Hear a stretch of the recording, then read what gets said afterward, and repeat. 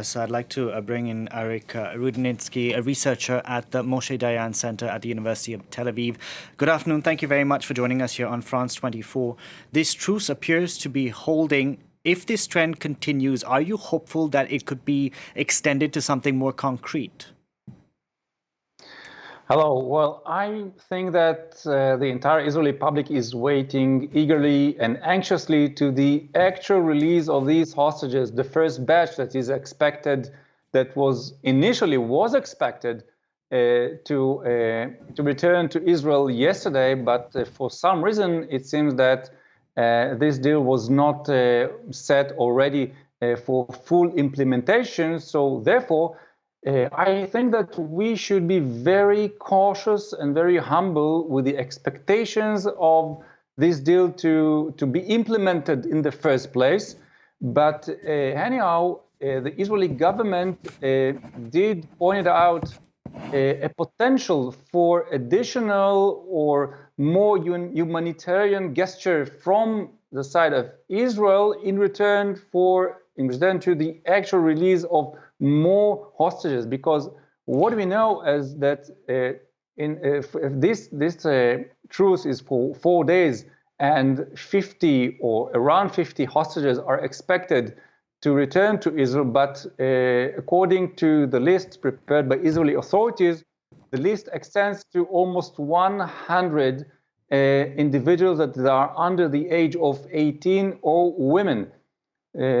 Meaning that babies, kids, and women. So Israel has pointed out or noted to Hamas, signaled to Hamas that it is ready to proceed on with this humanitarian gesture, but this should not consider to be a ceasefire, but only a truce for 4 days up to a maximum of 7 days or even a bit more. I want to ask you about that because clearly there is going to be sustained pressure on the Prime Minister to extend this truce possibly, given that we will still, if everything goes according to plan over the next 4 days and these 50 women and children are released, there are still 190 hostages left in Gaza. So clearly the pressure is going to ramp up.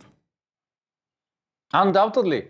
And I think that with all due respect to the external pressure exerted on the government and especially on Prime Minister Netanyahu, I think that many in the Israeli public and especially the families of those hostages are exerting for, I think, for more than 2 weeks. In the last 2 weeks, we see unprecedented protest measures against the government or actually going against the notion of releasing with batches only first the kids and the women.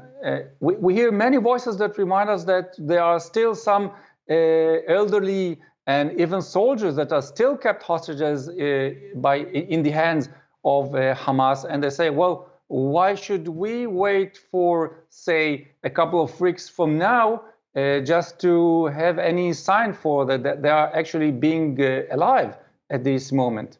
So I think that the Israeli government will certainly go through very difficult days in order to make bold and difficult decisions, whether to continue the military effort on ground, which is actually brought or make it possible for this truce and deal to take place, or give priority to one of the declared goals of this war, to release all the hostages or as many hostages as possible that are still kept in the hands of Hamas. While you were speaking, we have Israel's defense minister who said that what we're seeing now is a truce, a short pause, after which we will resume operating with full military force. Now, one of the risks, Arik, is that as this fight goes further south in Gaza, in the enclave, which is very populated now with a lot of displaced people from the north, that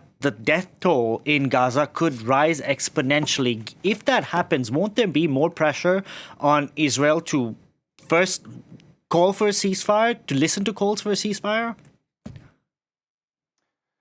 I think that the Israeli government cannot disregard the pressure from the external pressure with regards to the humanitarian crisis, which is obvious, and no one can disregard and ignore the crisis in the southern part in Gaza or the entire Gaza Strip.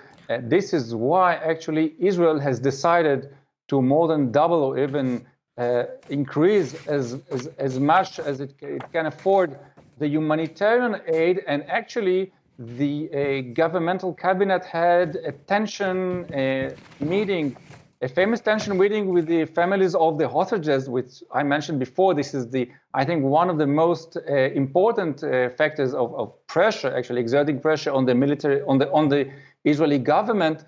And Minister Benny Gantz himself said that if he has to provide or approve for more humanitarian aid, and it reflects the position of the entire Israeli government, in order to facilitate or enable or to create a new situation, new reality that will facilitate the release of more hostages, so be it. So Israel has to deal with this factor.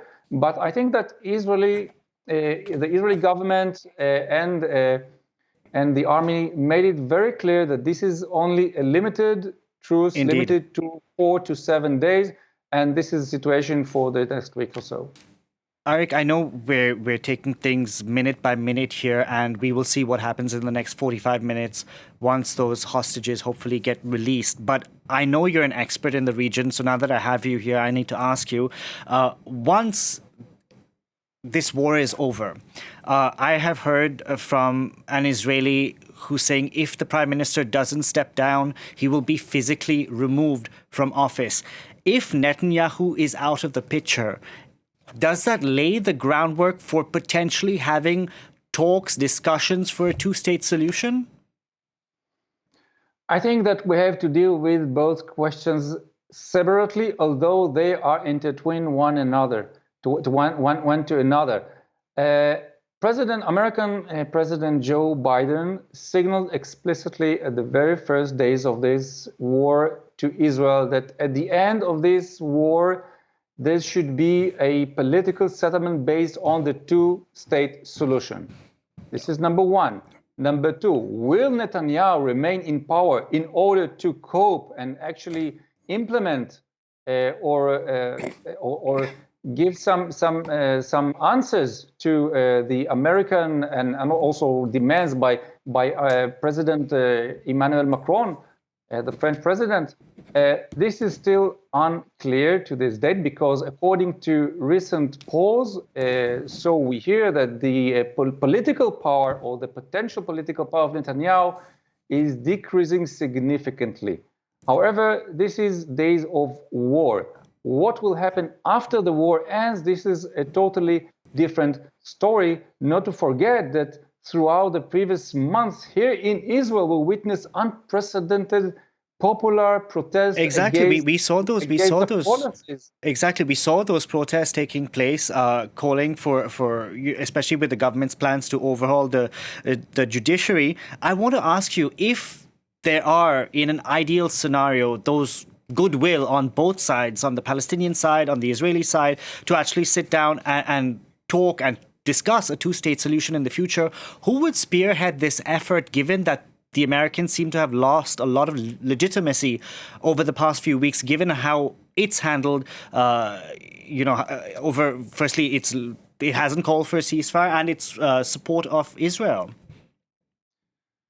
I believe that the entire paradigm should be different, because we continue on thinking the way we thought back in the 90s, that we have as an international sponsor, which is the US, and we have the two sides, Israel and the Palestinian. Now, the international landscape or political and geopolitical landscape is totally changed, not only in the global arena, but also in the Middle Eastern arena. Now we have new players. We have Egypt after the Arab Spring events, a decade or so under Sisi. We have the Gulf countries that play a significant role. Actually, we cannot disregard. But we also have Israel, who has friendly relations with many Gulf states now, and potentially with Saudi Arabia. Indeed, Israel has relations with the United Arab Emirates and Bahrain, looking forward for another normalization agreement with Saudi Arabia, which is a significant player in our region. So we have many sponsors that can actually help the two sides, or even to some extent exert pressure on the two sides in order to reach this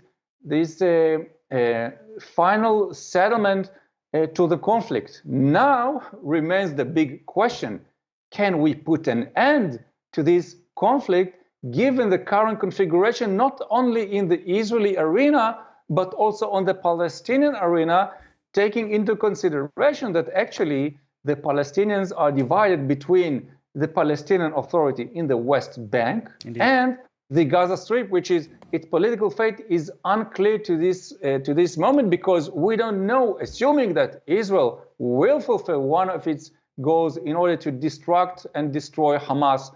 Will the Palestinian Authority of the West Bank take over the Gaza Strip? This is unclear. So I think that we have many questions pending for the future. And still, the first thing is that the war is over and all hostages are back to their homes here in Israel.